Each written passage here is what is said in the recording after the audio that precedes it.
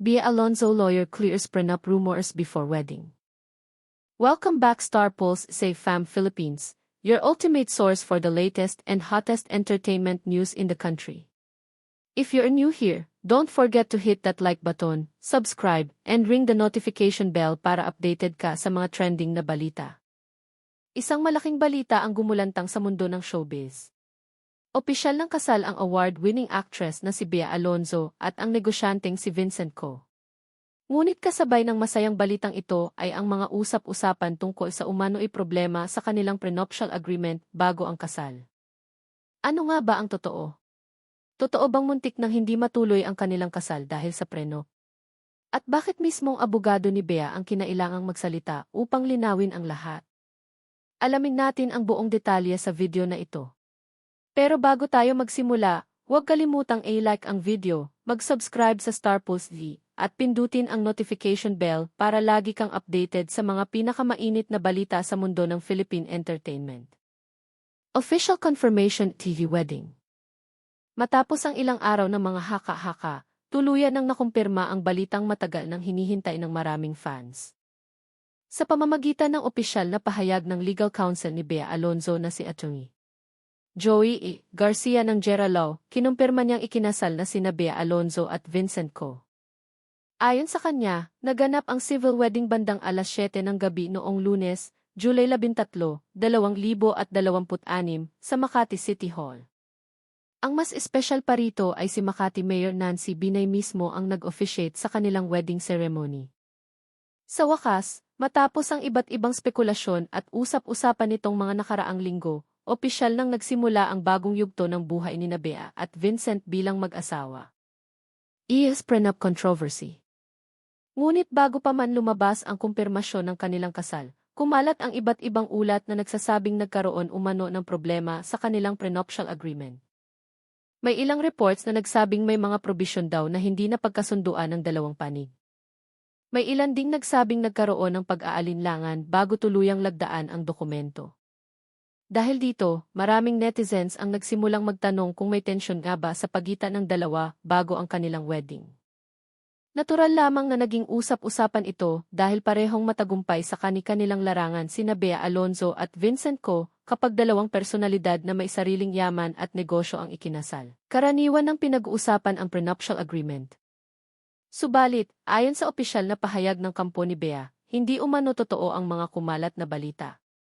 Lawyer denies tea rumors. Sa kanyang opisyal na statement, mariing pinabulaanan ni Atty. Joey Garcia ang mga ulat tungkol sa umano'y dispute sa prenup. Ayon sa abogado, I can confirm that the parties freely, knowingly and voluntarily executed their prenuptial agreement, and the same was properly signed by both Bea Alonzo and Vincent Co prior to their marriage. Sa madaling salita, malinaw ang kanyang mensahe. Walang naging sapilitan. Walang naging pag-aalinlangan.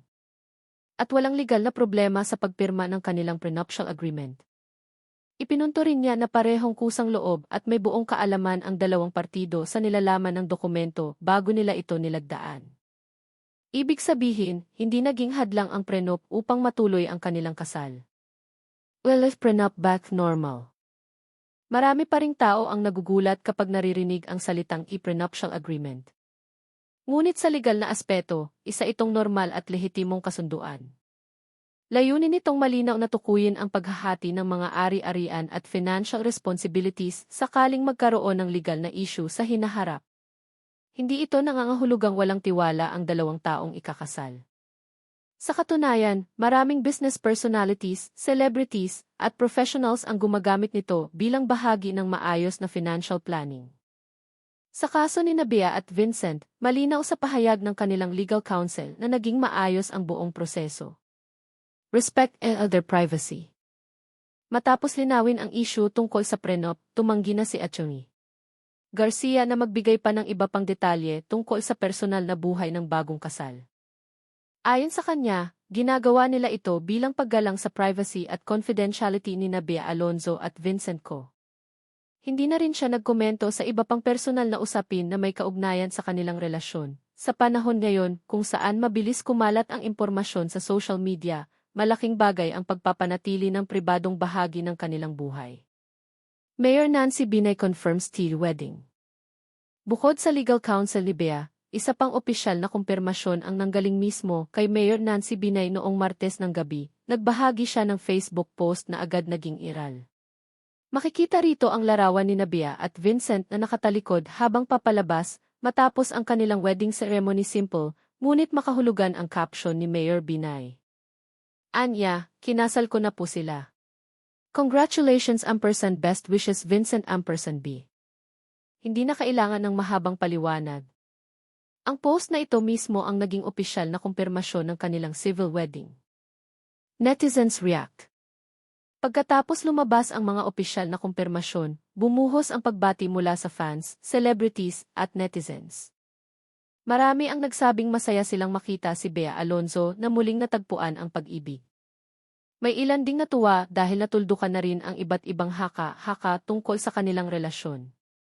Samantala, mayroon ding mga netizens na nagsabing mahalagang huwag basta maniwala sa mga hindi pa kumpirmadong ulat. Para sa kanila, magandang halimbawa ang pangyayaring ito na mas mainam pa ring hintayin ang opisyal na pahayag bago bumuo ng sariling konklusyon. ADV Chapter 8 Gisu Alonzo. Hindi maikakaila na maraming pinagdaanan si Bea Alonzo sa kanyang personal na buhay sa mga nakaraang taon. Ngunit sa pagpasok niya sa panibagong yugto bilang asawa ni Vincent Co, maraming fans ang umaasang mas magiging masaya at matagumpay pa ang kanyang buhay. Bagamat pinili ng mag-asawa na maging pribado ang karamihan sa detalye ng kanilang relasyon, malinaw na nais nilang simulan ang kanilang pagsasama sa tahimik at simpleng paraan. At marahil, iyon ang isa sa mga dahilan kung bakit marami ang lalong humanga sa kanilang desisyon. Sa huli, malinaw na pinabulaanan ng legal counsel ni Bea Alonzo ang lahat ng espekulasyon tungkol sa umano'y problema sa kanilang prenuptial agreement. Ayon sa opisyal na pahayag, maayos, kusang loob, at legal na nilagdaan ni Bea Alonzo at Vincent Co ang kanilang prenup bago ang kanilang kasal. Sa pamamagitan ng kumpirmasyon mula kay Atty. Joy Garcia at Mayor Nancy Binay, tuluyan ng natuldukan ang mga kumalat na haka-haka. Ngayon, ang panibagong kabanata ng buhay mag-asawang Bea Alonzo at Vincent Co ang inaabangan ng kanilang mga taga-suporta. Muli, congratulations kina Bea Alonzo at Vincent Co. Ano ang masasabi ninyo sa paglilinaw ng abogado tungkol sa issue ng prenuptial agreement? Sa tingin ba ninyo ay dapat bang manatiling pribado ang ganitong usapin? Ibahagi ang inyong opinyon sa comment section sa ibaba. Kung nagustuhan ninyo ang video na ito, huwag kalimutang i-like, i-share, at mag-subscribe sa Star Pulse TV para sa mas marami pang updated at mapagkakatiwalaang balita sa mundo ng Philippine entertainment. Maraming salamat sa panonood at magkita-kita tayong muli sa susunod na video.